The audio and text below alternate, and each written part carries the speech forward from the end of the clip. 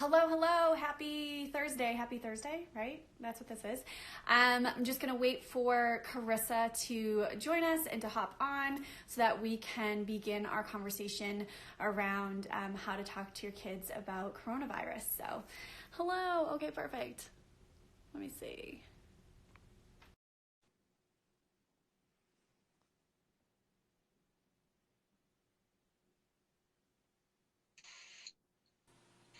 Hi.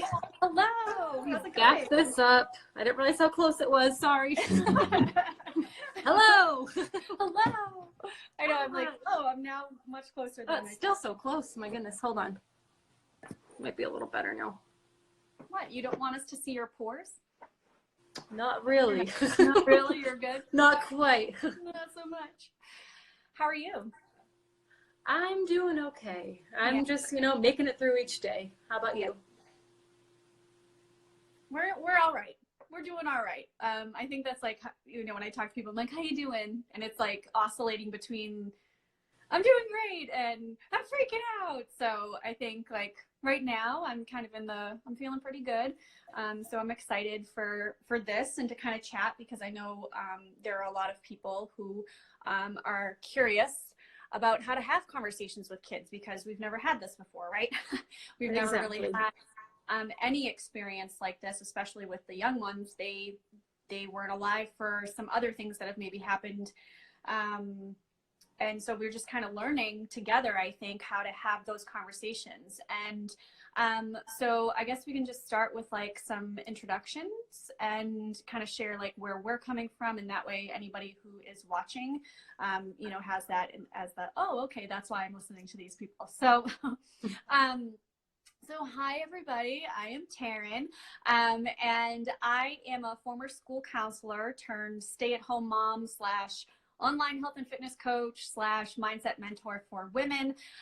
So I hold my master's in counseling. I have that background, and so I'm looking through not just the lens of a counselor, but also as a parent. I have 2 young children at home, and we're getting questions. My daughters, they're just about 5 and 8, and especially the 8-year-old. The 5-year-old is kind of rolling with it, but the 8-year-old, she has some legitimate questions and concerns about everything, and it's one of those situations that you can't not address it because at least here in Massachusetts, we're home. The kids are home. They're out of school for a significant amount of time.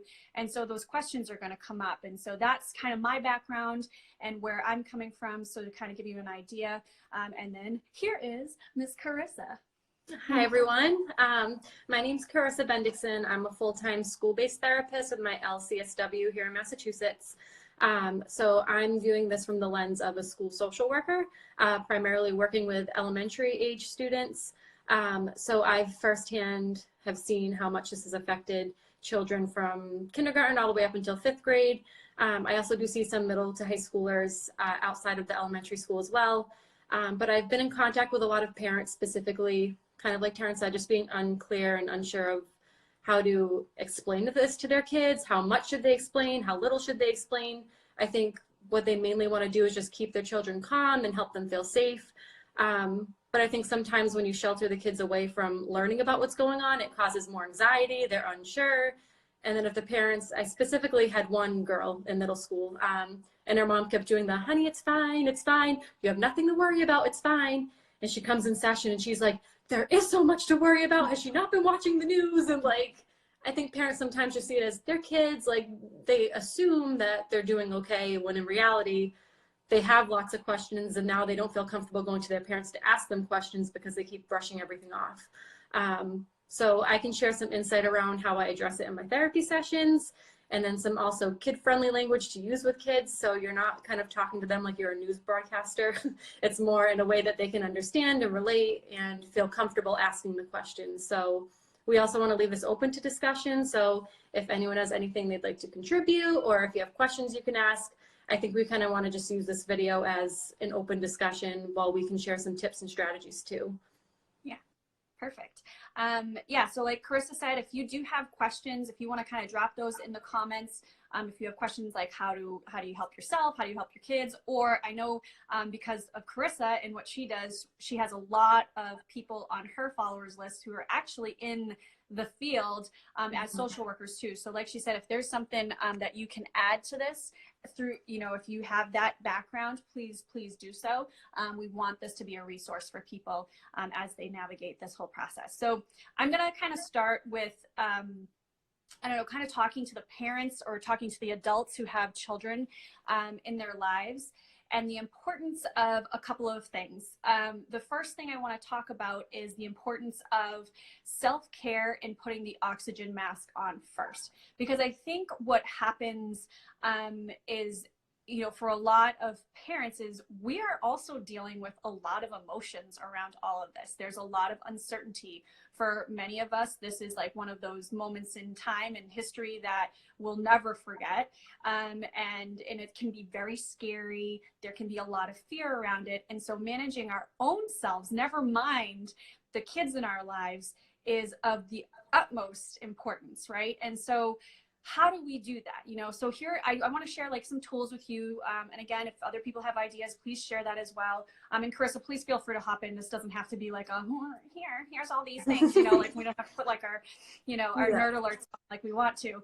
But, you know, for me, and my husband and I were just talking about this today, like for him too, I'm like, I think you need to unplug for like the next 24 hours because that constant like news coming at you, reading the news, being on Twitter, being on social media, you know, for some people it can be incredibly overwhelming. And while you want to stay informed, obviously we want to have the information, you know, if they make changes and we have to be aware of that, we need to know.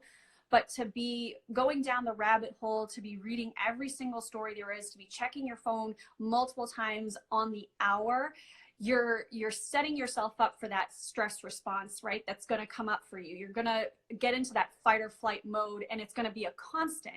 And so when you're in that mode and your kiddo comes up to you and is like, you know, oh, what are we learning today? And you're just like frazzled or frustrated or angry or fearful, you know, that energy transfers. So, you know, if you need to unplug for 24 hours, please consider doing that. Like, if you need to know something, somebody's going to text you and let you know. Okay. So otherwise just like unplug. The importance of sleep now. I know this is hard for some people. If your brain is going a mile a minute, it's hard to sleep, but making sure you are setting aside adequate sleep is crucial. A lot of us are now home with our children, which is very different for many of you. And so if you're not getting enough sleep, again, that energy is going to become something that's just going to make the whole family, the whole experience, just be something that you don't want it to be. So sleep is crucial. Taking naps, if you're able to during the day, like please consider doing that. Reading like for pleasure. Okay, I'm not saying, like I just told you, unplug. Don't read the news. Read for pleasure. You know, like pick up that book that you've been on your shelf and you're like, I have no time. And if you have the time now because you're home, because maybe you're working from home or whatever the situation is, maybe the whole family has reading time and you're going to pick up one of those just don't have to think about it books, you know, to kind of escape in a sense some of those feelings that you might be feeling. Watching movies and TV that make you laugh. Like, please laugh during a time like this, right? You know, it can be for some people a very scary, somber experience of what is happening. But like, can we still be humans? Can we still be silly? Can we still laugh? Can we still love? Can we still have those good feeling emotions? Yes, please do so, you know, to strike that balance so that we're not stuck in that fight or flight all the time. Having a schedule in the morning or like a routine, a miracle morning, you know, consider meditation, consider moving your body in a way that makes you feel good, whether that's yoga, whether that's going for a walk, whether, you know, you're able to go for a run, doing an in-home workout, like whatever you can do to move your body, it's great because it's going to release some really incredible neurotransmitters into your body that's going to take over all the other ones that have been released that are leading to stress. You know, consider you know, just like we're doing right here, how we're on like a Instagram story, we can see each other and we're like collaborating and doing this together. You know, if you have a group of friends that you all get together maybe once a week or once a month, if you don't know Zoom app by now, you should probably hop on the Zoom app, and maybe get together with your girlfriends or your guy friends and, you know, chat and connect. And if that's the only way we can do it right now because we're all socially distancing, you know, consider doing that so that you're still getting that adult engagement and that connection. But obviously you're adhering to staying away from people. Please stay away from people. So anything you wanted to add to that piece, Karissa, or did anybody, I don't know if anybody's like saying anything. Yeah, if anyone wants to chime in, but I agree with you completely. I think working with the kids in the school setting, they start every morning with a morning meeting, and that's primarily for the teachers to check in, see how they're feeling that day. And it's always important to just check in and ask a simple question, how are you feeling right now? And that's been kind of how I've been addressing it with my students now is, how do you feel when you first found this out? And sometimes they don't know how to explain it. So I use a lot of zones of regulation. I don't know if you're familiar with that, Taryn, but kids, it's huge in school. A lot of schools use this, but it's kind of attaching a color to their feelings. So I'll say, you know, how did you feel when you first found this out? They'll say, oh, I was in the green zone because no school. And I was like, any other colors? And then they'll say, well, yellow because I felt really nervous. And I'm like, okay, why'd you feel nervous? Because I don't know if this is going to happen to me. I don't know if I'll get sick. And just little prompts to help them talk, because if you leave things completely open-ended, they'll have a hard time expressing how they're feeling. But if you use some type of prompt to get them to talk more about it, and again, like I didn't just stop them at, oh yeah, no school, let's carry about our days and, you know, try to keep things moving to get them, you know, to distract them away from everything. I then asked a follow-up question. Okay, well, any other color zones? How about the yellow? Were you feeling nervous? And that's where it opens up the conversation a little more. So definitely starting off each day with just a quick check-in. And if they genuinely have nothing they'd like to share, at least you're feeling good about asking them those questions. And maybe, you know, they will have great days and everything will be fine, but at least you know that if they are struggling internally, they have that opportunity to share that with you, and you did your job in asking them. Yeah. And around the idea of like that morning meeting. So let's talk about the importance of having like a schedule or a routine. Mm-hmm. You know, I'm used to working from home and being home. So you know, it's like, it's okay for me to like be doing this, but I know for a lot of people, this is brand new, you know, they're home.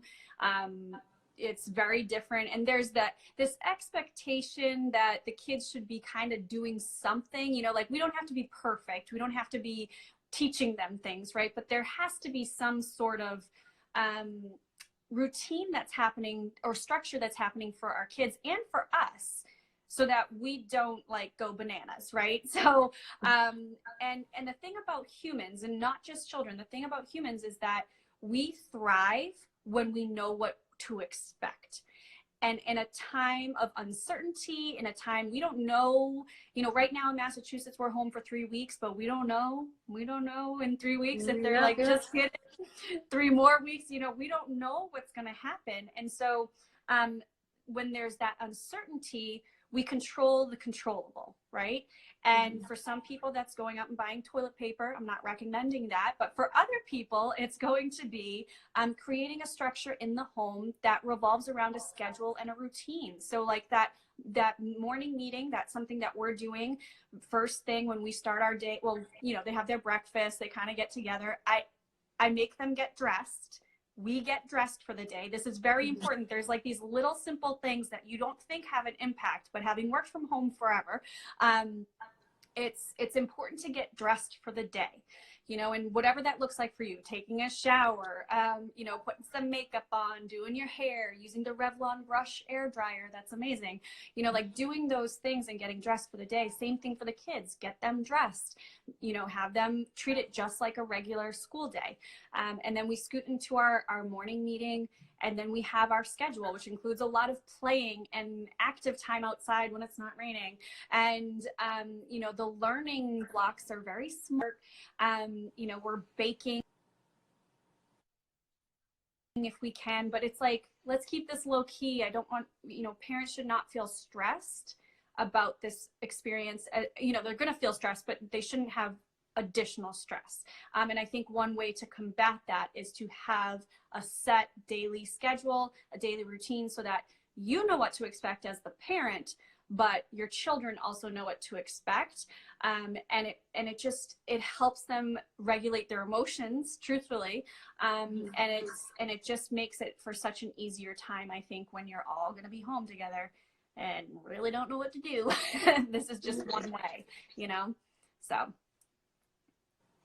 And I think going back to the importance of parents taking care of themselves too, I think the more you provide them with the structure, the more you can provide yourself with it too. So if you know that at 12 o'clock they're going to, I know the schools in Plymouth, they've been sending out a lot of activities for the kids to do on their computers. So if you know that from 12 to 1, they're focusing on getting some work done on the computer, you know that's a good time to go take care of yourself, whether it's doing some quick yoga at home or something that's good for you, that's not constantly cleaning, taking care of the kids, because by the end of the day, you're going to feel burnt out, and that's going to keep rolling over into the next day, the day after that. So to take care of yourself, it's good to have the kids' structure to make your own structure too. Absolutely. Yeah. So the very first thing in the morning, we do the morning meeting, and then they go outside until like 10 o'clock. So we start at 9, they go until 10. And that's when like Chris and I are doing stuff for us and doing things that, you know, that we want to do, not like all the other things. So, and we also have a choose a room. What is it? Activity. Choose a room activity midday. Oh. Is literally, we have a baggie with all of the different, like a little piece of paper that has all of the different rooms, and we choose one out of the hat, and that's the room we're going to clean for the next hour and a half, and we put music on, and that's literally our activity. That's amazing. So that's how the house is getting clean. I'll have Tony choose a room. Choose a room. So, all right, so let's scoot into now, like how to have this conversation, how to talk about coronavirus that's age appropriate, but also is honest, and it honors our feelings, it honors their feelings, you know. So Karissa, you're up, take the mic. All right. Yeah, I think the most important thing to do is not just brush it under the rug. I think this is something that's affecting a lot of people. It's affecting adults, children, and like Taryn said, we need to honor these children and letting them know the truth as to what's happening. And that could simply just be, you know, the coronavirus is something that's similar to a common cold, a flu, and it's something that, you know, we need to take care of ourselves in order to prevent it from happening to ourselves. And, you know, like all the things that are going on right now, we need to prevent this by washing our hands, social distance ourselves. And they might not know what social distancing is, so they hear someone else talk about it, they're then confused about it. So if we take a moment to educate them on what these terms mean, they're more likely to feel less confused and understand, oh yeah, I know that means to stay away from my friends, because that's how we keep ourselves clean and healthy. And then I actually found this one online, which I thought was cute too. A lot of this, you know, a lot of what's going on is out of our control right now. So to help our kids take control over what's happening, they called it being a germ buster. So I think teaching your kids, like, you know, we're germ busters, and this is how we're going to bust the germs, and kind of put a fun spin on a very serious, difficult situation. But reminding them, you know, when you're washing your hands, you're a germ buster, you're helping everyone. And when you're keeping away from your friends and family, this is really hard, but we're germ busters, and we're going to take care of this together. And you can come up with a fun name for your family, the family of germ busters, name it, do something silly and fun to help them make light of the situation. And again, I think just leaving the conversations open. They may not have all the questions right then and there when you ask. So a lot of what I do with the kids at school as well is we kind of create a little worry box or a question box. So if something is on their mind and they don't think of it right away, or it comes up later on, they have that option to write it on a piece of paper, pop it in the box. And then when you're doing your morning meeting or your miracle morning, that could be a good time to open up the box and take some one-to-one time with your daughter or son and talk about what's been upsetting or bothering them. And use it as a teachable moment, use it as a way to gather the family together and talk about it. Because I think the more the communication is open, the more comfortable the children will feel going to you about what's happening. I'm trying to think of what else. I loved what you said earlier too about like not sweeping it under the rug. And when we talk about honoring, you know, a child's feelings, you know, I've always been like, you know, children are human too. Like they have feelings just as big as ours, if not bigger, because they don't know how to control their emotions as adults do. Their brains are not fully developed until they're, you know, 25 years old. And so, you know, when we our inclination as parents and as adults is usually to minimize, not because we don't, like we're being rude or anything. We want to minimize because we think we're protecting our children. But when we do that, we truly are minimizing their feelings, and we're almost in a way showing them that they can't trust their feelings. If we minimize and say, oh, no, it's no big deal. Like, we're just home. Don't even worry about it. For littles, like, I did have somebody ask me yesterday, my daughter asked me, are we going to die? And so with littles, like, obviously having the conversation, no, that's not going to happen, and here's why. And most people who get this, they heal, they get better, and we're going to be germ busters, and having that conversation versus maybe a high schooler or even a middle schooler having like the numbers conversation. Well, no, probably not, but like, here's the information. But recognizing it's not just about answering the question, it's like letting them sit with the feeling. Like the being afraid, or feeling like, is this really bad? Like, letting them, like, holding that space for them, if that makes sense. Am I making sense? I feel like I'm just like blabbling. But and I think, like you mentioned, like holding on to that feeling, accepting it, normalizing it. You're not the only one that's feeling this way. Like, mommy feels this way too. I'm actually scared myself, but this is what we'll do together as a team. And if you have questions, but definitely allowing them to sit with that emotion, talk about it. If they're not ready to talk about it, leaving the conversation open to when they are ready. And lots of hugs, lots of like, getting at their level, like, instead of talking up and down, sitting next to them, being right at their, wherever they are, and just being with them.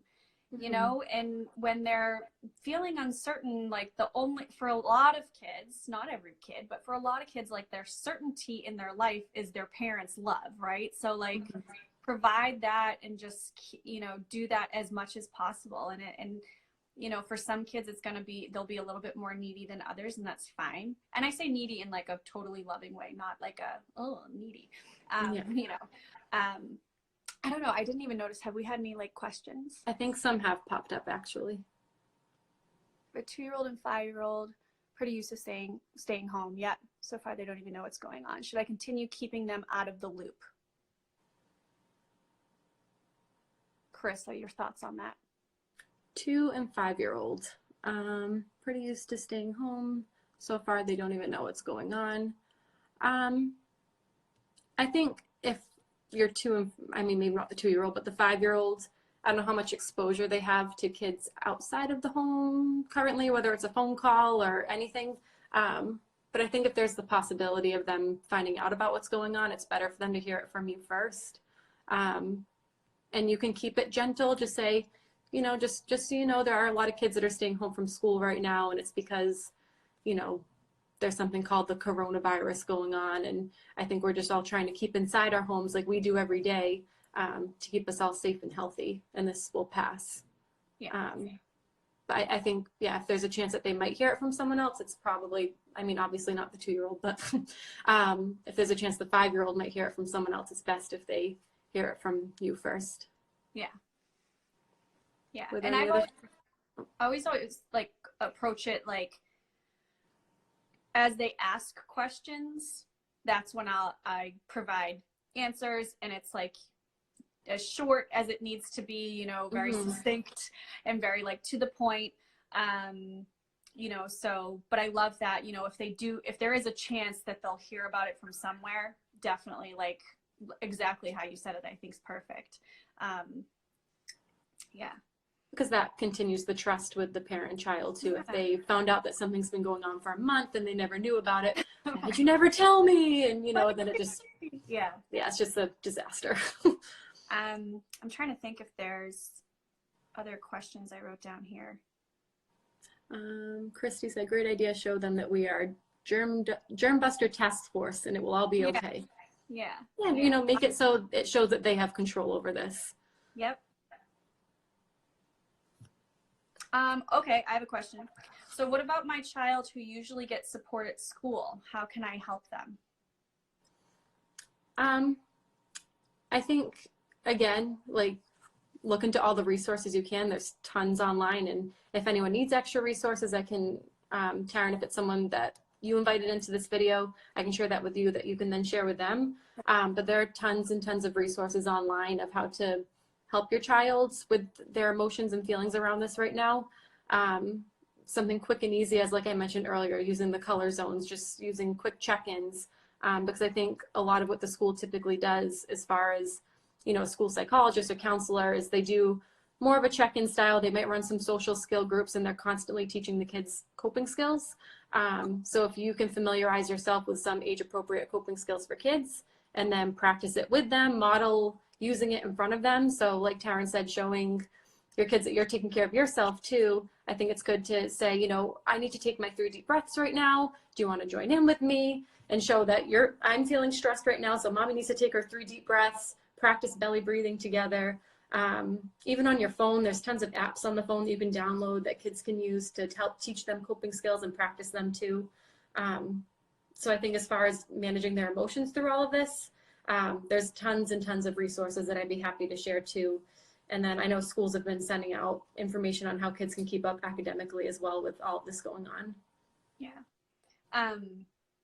The other thing that, as you just said that about, like, you know, mommy needs to take like her deep breaths, or, you know, use your coping skills and actually model and see it, was the idea of, if you tend to, or at this point you have like the news on while your kids are around and they're like younger, or even truthfully probably even into the high school age too, like maybe reconsider, I think.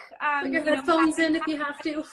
Yeah, because they're gonna hear it, and once again, you know, if they have questions, it should be coming from us in a language that's very comfortable for them, versus the, you know, some news stations in particular are very like sensationalized or very diminished, you know, so it really kind of depends. And so I think like the more we can just be very straightforward and matter of fact as their loving parent, I think is the best way to go for the kids to get their information. So just be mindful, like it obviously messes with our emotions when it's on that, if it's on there, like just imagine what it does to children.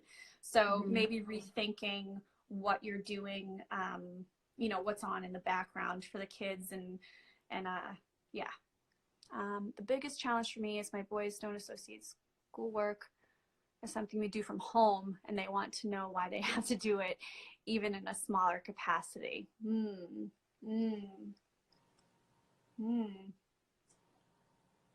Again, normalizing that we're all making changes here, and this may feel a little different and odd, but you care so much about their learning, help them understand why learning is important.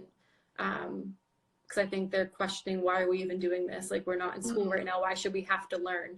Well, we can't be in school right now because this is going on, and it's important to continue learning so that, you know, you can move on next year. You're not falling behind, and you know, find your own ways, like we mentioned earlier, how they can best understand it and use their language around what's going on. Yeah, and maybe like something that you could work with them, Christy, too, is let's think of all of the ways we learn at school. Like, let's write this down together. Let's make a picture together. Like, let's think about all the different things we learn at school and all the different ways we learn, and maybe just show like we're missing that if we don't also do it here, because this is not a time that we're normally home, right, guys? Like, we're normally at school at this time. So and I think that's the other thing too, like, you know, Monday through Friday, as much structure as possible, and then whatever you normally do on Saturdays and Sundays should be whatever you normally do on Saturdays and Sundays, you know, except with the exception of you're not going anywhere.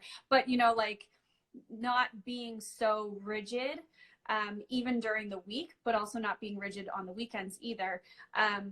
You know, allowing for flexibility, and and like my girls, you know, they're like, okay, so this is the Dickey school. And I'm like, yes. So it's not like real school, and it's definitely not a replacement. And this is like just our fun Dickey school. And so we do things differently because our oldest, Charlotte, has been like, well, we don't do this at school, or we start our morning meeting this way, or, well, today is Thursday, so we're supposed to have art class. And I'm like, well, this is the Dickey school, and we're doing things a little bit differently here, and that's okay.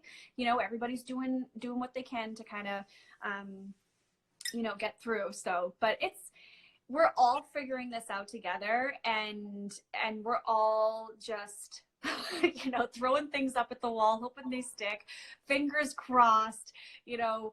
But I feel like I just want to say to parents and people who are around children, you are doing your very best. And literally at this point in what's happening, like, that is all we can do. And please, please, please, like, I just spit everywhere, but please be okay with that. You know, like, recognize that this is new and uncharted territory, and it's okay for you to feel how you're feeling. It's okay. But I think as far as like the school stuff, like, I think people need to relax, right? And not think that you're supposed to replace an educator with, you know, their master's degree, who've been doing this for many, many, many years, who know exactly what they're doing. Like, that is not our job right now. So, sorry, just wanted to throw that out there. That's true. Just keep things, you know, in a somewhat of a routine for them. Yep. Like, I think, like Taryn mentioned, just have them shower up in the morning. Don't have them just lay and lounge in bed all day, and create some type of structure. And doesn't mean they're sitting and doing math from 9 to 10 and reading a book from 10 to, you know, like, it doesn't have to be the exact replica of what school was, but just keep some type of structure and routine for them. Oh, this is a good question, Amy. So Amy asked, would you recommend bringing up that the sports season may be over? So this has been really interesting in our house, because I think it's in a lot of houses, the idea of disappointment around events. So my daughters, their birthdays are in April. We had their birthday party scheduled for April 4th. Clearly we will not be doing that. We were going to be going bowling and doing some really fun things, but that has been canceled.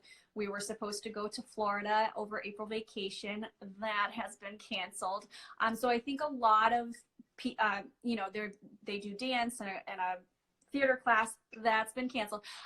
So I think that's a topic that's coming up a lot. And I think it can be child dependent. Like, my youngest, we can be like, hey, your party's canceled. We're not going to Florida. You can't go to dance. And she's like, okay. Meanwhile, my oldest, it has to be more of a, we're just not going right now. And at some point we got to the place, as it got closer, to be, let's have a conversation about what it might look like if we have to postpone your birthday party for several months out. And like, let's talk about how you're feeling about that. And so she's had to be a little bit more bite-sized, slowly. And I kind of liken this for us as parents. Right now they're telling us 3 weeks of no school, but maybe you want to be prepared for a little bit more. But they're also doing this in bite-sized pieces, because can you imagine how parents and everybody would, you know, feel if they were like, okay, and we're not going back for the rest of the school year right now, just telling us that. So, I mean, for me, we've had to kind of like slowly introduce the idea of that's a possibility, and how does that make you feel? Whereas, like, instead of just like ripping off the Band-Aid, like, well, the season's over, sorry kid, you know. So I think it can be very child specific, and you know your kid best and how they need to, like, we know Charlotte needs some time to process. And we also know Juliet's like, whatever. So I don't know, Karissa, if you wanted to add anything to that. Yeah, I think the previewing aspect is huge. Kind of like the hypotheticals of, it seems like there's a lot of changes happening right now. I wonder if something like this might happen. What do you think we would do? And how would you feel if this happened? Exactly what you said, I think, is perfect. So then if it does happen, the conversation already happened. You've previewed different ways to cope with feelings around it, help them with shifting some of the negative mindset into something more positive. And I think just helping them, teach them the skill of overcoming obstacles that happen in life. And this is obviously a huge one. So it's helping them face any challenge, really. So just reminding them that, you know, we're in this together. And if this were to happen, let's plan for something instead of that. And so kind of having a backup plan too. Yep. I love that. I think Let's see. I was someone else commented. Yeah, so I was instructed as a teacher to assign assignments to my students that do not require teaching, just activities to keep them sharp. Yeah, and I think that's what we're going to see from a lot of states and districts is, you know, we're not here to replace teachers. We never could. Let's be honest, we just could not do that. And, you know, when there's like inequity among students that don't have access and things like that, or for students with, you know, education plans and things, it's really hard to ever consider like instructing right now. But yeah, activities just to, I think it's one thing is to keep them in a routine so that it's not a free-for-all, because if you've ever, we're home in the summer, me and my husband with our kids for the summer, and we learned very quickly, okay, we need some structure here, because when it's a free-for-all, it's a mess. Like, it's an absolute mess. So it's having some structure. It's getting kids to realize, okay, I'm still supposed to be doing this type of thing. I'm still supposed to be using my brain in some way. And that is, there's so many simple ways to keep them engaged in something like an activity that doesn't require you introducing any type of lesson. It doesn't require you knowing Common Core math, which is the best math ever, fight me, but it doesn't require you to know that. You know, it's just a matter of, you know, there's so much free content available for simple things. Like, I've been sharing on my stories simple stuff that we're doing with the kids, because I don't want to come across as, you know, I'm an educator. I do love stuff like this, but I'm not going to be here to be like, you need to be doing this, you know, with these objectives and put them on the board and make sure that you're, you know, doing all like hitting the frameworks. And no, like, hey guys, let's go collect some leaves and twigs and rocks in the backyard and let's glue them to a paper, and here's your art class. Like, you know, I want it to be, and they loved it. They loved it. They were moving. They were talking about like what they collected. They're using their brains. It's all learning and engagement, but it's not instruction. Like, it's okay.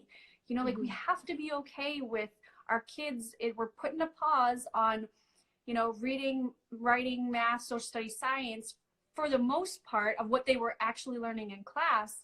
And we have to be okay with it. You know, like we just have to be. That's where we're at right now. Sorry, I can kind of go on a rant.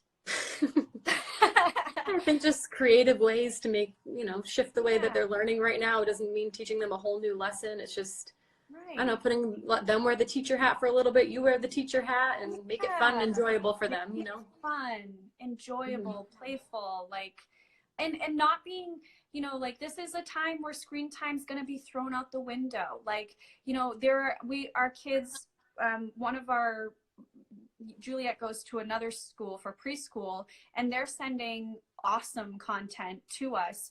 But, you know, like, they have one of the teachers reads a book for story time, and like we screencast it right up onto our TV, and they're watching her read the book. And, you know, it doesn't have to be your school's person that does it, but, you know, there's plenty of people on YouTube reading children's books. Throw it up. Story time. Perfect. You know, like, it doesn't have to be this big old production. Like, just, and this, I'm a huge believer. I can also go on a soapbox on this, but kids need to play. Kids need to be imaginative. Kids need to be outside. Kids need to be moving their bodies. So making sure that there's enough time for them to actually be kids, because we've dreamt of this, you know, idea that, oh, I just wish they would give them more time at school to play and be kids. Well, okay, here's your chance. So have them play, get them outside. You know, we're talking about doing obstacle courses in the backyard, you know, like, it's just, this is a really fun time. I mean, not fun, but you know what I mean? This is a time to consider it being like a fun opportunity to do some things that you wouldn't otherwise be doing with your kids if you're at work and they're at school. So exactly. I guess make the most of it. Yeah. That's all you can do. That's all you can do. Mm-hmm. Anything else? Does anybody else have any questions? Something to add? Did we miss anything? I think we got it all. I think so. I'm pretty stoked about this, actually. Yeah. Cool. If you guys do have any questions, if you think of something after the fact, you can obviously message either one of us. We will share some resources in some way, shape, or form on our pages and in our stories. I will say the CDC's website is a really good resource anyway, but it also has a section of how to talk to your kids about coronavirus, and it's great. So even just looking there, if you need, just a refresher of like some of the things that we said. And then, like we said, we have other like tools and resources too that we can provide in helping you understand how to help kids process their emotions through this time. So, all right, Karissa, thank you. Oh, thank you, Taryn. Yeah, we'd be happy to share any resources you need, so don't be shy to reach out. Yeah, awesome. All right, I hope you all have a fantastic Thursday. I'm shocked I even know what day it is. And everybody, just stay safe, stay healthy. Love your family if you're able to be home with them right now. I know it's really hard, but enjoy this because it's very rare that a lot of us have this opportunity to just stop and be home. So as much as you can, enjoy this and make sure you're taking time for yourself and putting the oxygen mask on first because you're no good to anybody if you're not taking care of yourself. Agreed. Alrighty. Have a great day, everybody, and we'll talk again soon. Bye. Bye. Thank you.